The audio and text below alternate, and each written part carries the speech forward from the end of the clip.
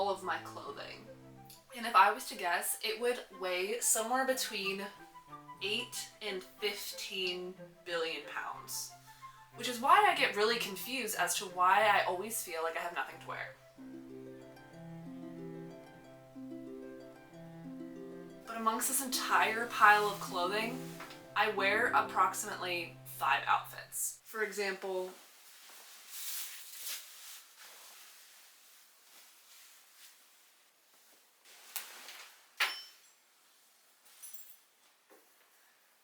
this bleach tank top. I think I got this at a thrift store in college.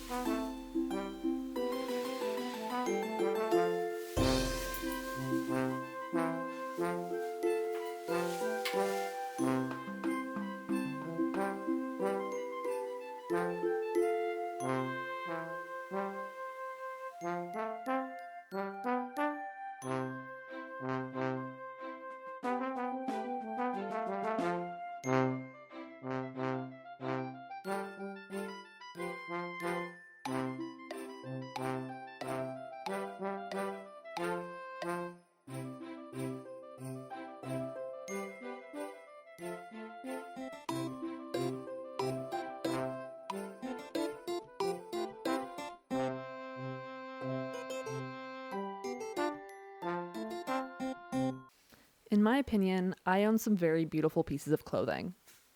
Like this silk gown that I believe Betsy Johnson herself made specifically for me.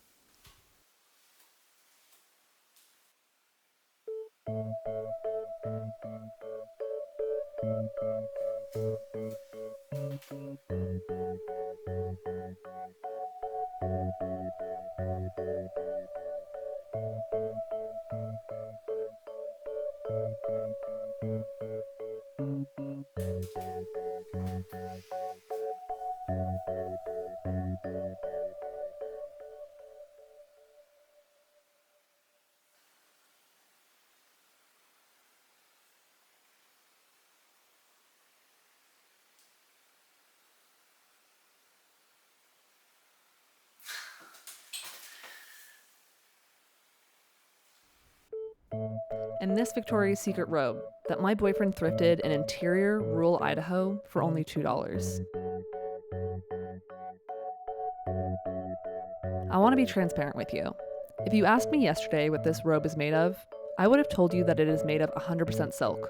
But if you asked me right now, I would have to tell you that I looked at the tag for the first time in 4 years of owning it, and it is made of nothing of the sort. Which is why I conveniently cropped it out of this shot, like the sneaky, deceitful liar that I am.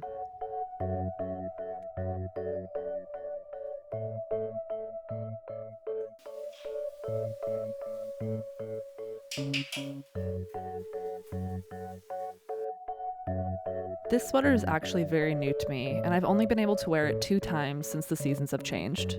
But man oh man, does it mean a lot to me. This person launching a golf ball into celestial orbit has taught me a major life lesson. Love can blossom when you least expect it. Like mine for this heavy wool sweater in late May.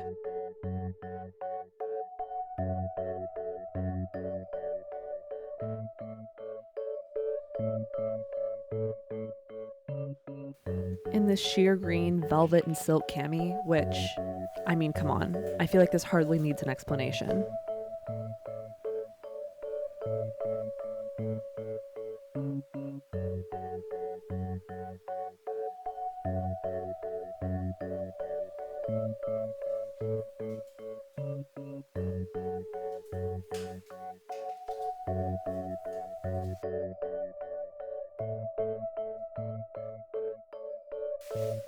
And this retro 80s color blocked bomber jacket. I thrifted this in high school, and not only has it stood the test of time, but it has also survived many, many closet purges.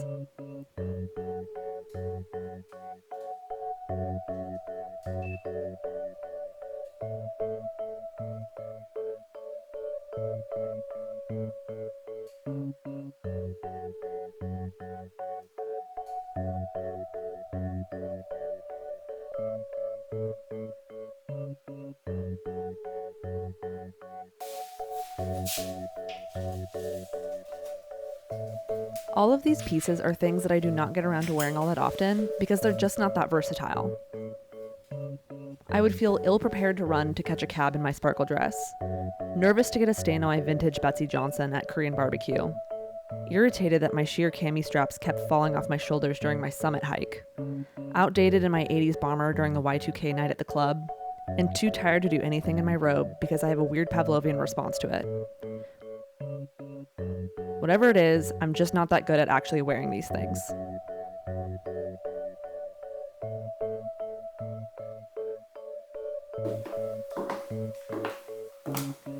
But there are outfits that I'm really good at wearing. Ones that I feel like I can do, be, or say anything in. But the problem is, only a couple of these are street ready.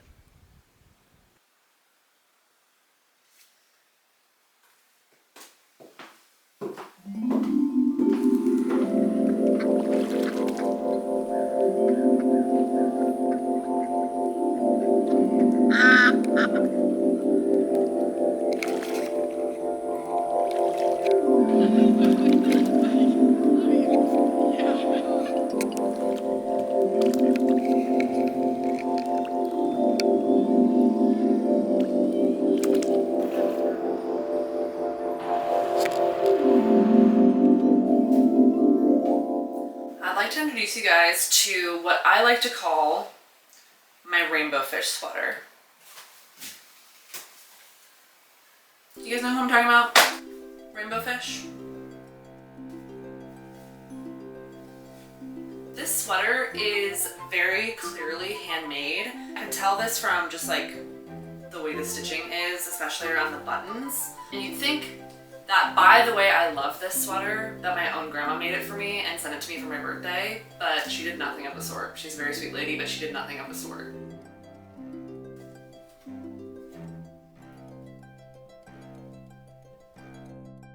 Can you guys believe that I got this at Goodwill for like $8?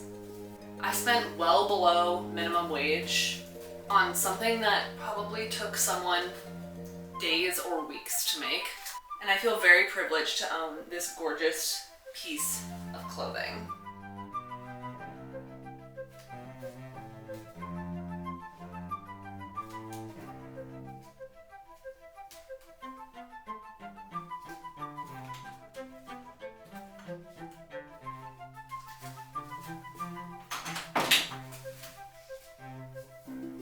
If you've interacted with me at all in the past 3 years, you have most likely seen me wearing this sweater.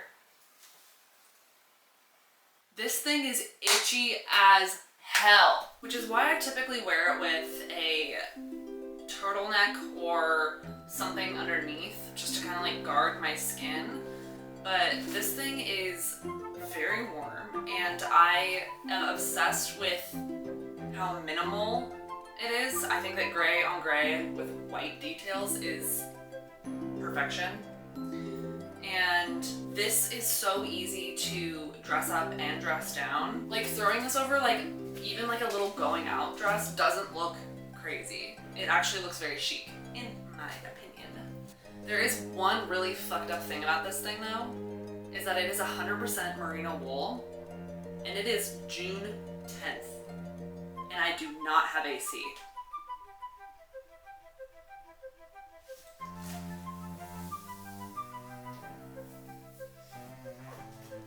These are my Levi's 550s, which I believe might be the best jeans ever created. The fact that they're a little bit, not too much, but just a little bit baggy around the waist. I think it took my entire life, up until the past 2 years, to truly appreciate a pair of jeans that fit my body well and are comfortable. I no longer believe in sitting down jeans versus standing jeans. If I can't stand in my jeans and feel like my ass is popping and run a mile if need be, then I simply will not own them. Which is why I own a second pair of these exact pants. And a third.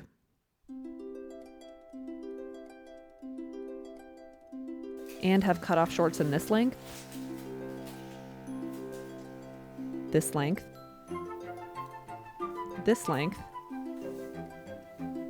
and a couple more, but you guys get the point. I know it might seem silly to say that although these are all the same make of jeans, they're all very unique.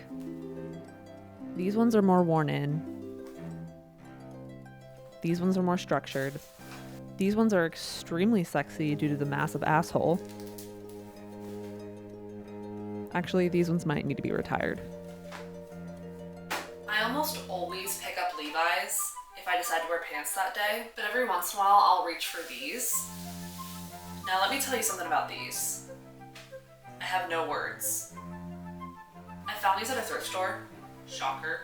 And when I first realized that they were low-rise, I was actually pretty intimidated because I'd never owned a pair of low-rise jeans before, and honestly, I feel like I was pretty influenced by the discourse surrounding low-rise versus high-rise pants. And I thought in my head that since I owned so many pairs of high-rise pants, that must be the side that I'm on. But it turns out that I'm Switzerland in this because I have since bought a second pair of low-rise pants.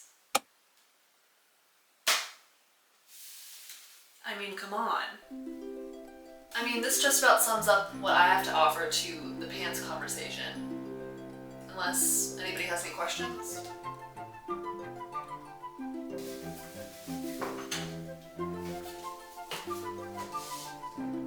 Eyes up here, please. Hey, let's talk about this skirt. I cannot keep getting undressed and redressed to show you guys these clothes. I'm wearing a completely new outfit. I have no makeup on. It's a week later. We've lost all continuity in this video at this point. No one's asked me to make this. So what we have here is a neutral corduroy mini skirt. This skirt is by Guess, and it is full of some of my favorite neutrals. We've got browns in here, grays, and blues. Blue is a neutral, I won't get into it too much though. And I would like to highlight that this is the perfect skirt length.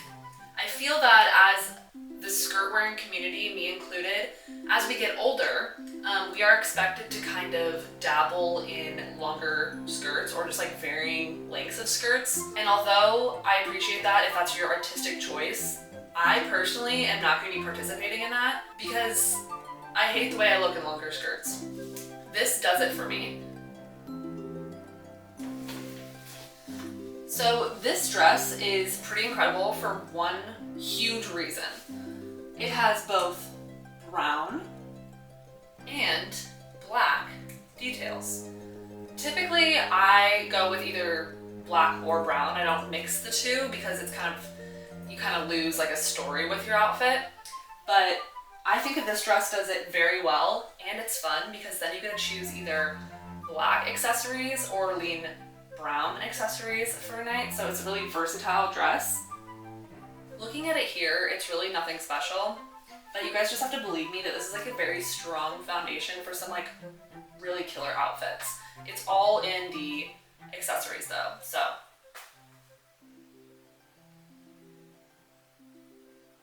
If you guys haven't noticed by now, a lot of these clothes that I'm bringing forward to this meeting have been neutral. Brown, black, blue, anything in between. But I think of myself as a very colorful, oh my god. But I think of myself as a very colorful person. I love colors, I love wearing colors, I love seeing colors. I think that they are one of my favorite parts about being alive. I like to call this jacket my divorce coat because I won this in a divorce. Not my own divorce. This is extremely thick wool. So this thing weighs about 10 pounds and I'm actually shocked at how well it is hanging on to this nail up here. Like I said before, this is obviously not a neutral color for me, but given the length of this coat, it doesn't even really matter to me because if I'm putting this on, I'm buttoning it all the way up and the only color I'm wearing is red. So, mwah.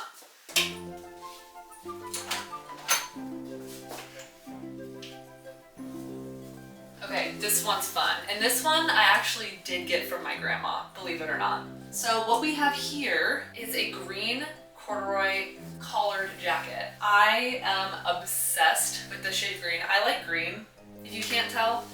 And I also really, really love corduroy. And so this quickly became a staple to me in my closet. And something that I really, really, truly love about this jacket is that it has little star details all over the buttons. And that's something that really means a lot to me. I have to show you guys my star tattoos now. Oh, completely wrong arm, by the way.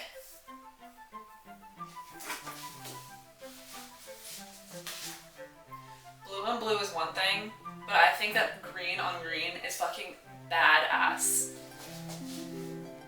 I feel so cool in this outfit. Unfortunately, this bag is out of my rotation at the moment because it has a little tear. Not surprising, I bought this thing for $4. But I am planning on leaving the earth with this bag, so this is going to the doctor because neither of us are ready for that. And since we're talking about bags, I have some really great friends, and my friend Reedon found this for me at a thrift store. She's really, really into accessories. Oh my god, my AirPods are chirping. LOL. All of these things that I've shared with you guys today feel extremely foundational to who I am as a person. That sounds dramatic, and it is, but it's true. I had a friend about 2 years ago who defined these as power outfits. They are outfits that embody you as a person and like make you feel the most powerful in your day-to-day life. And I think that's really special.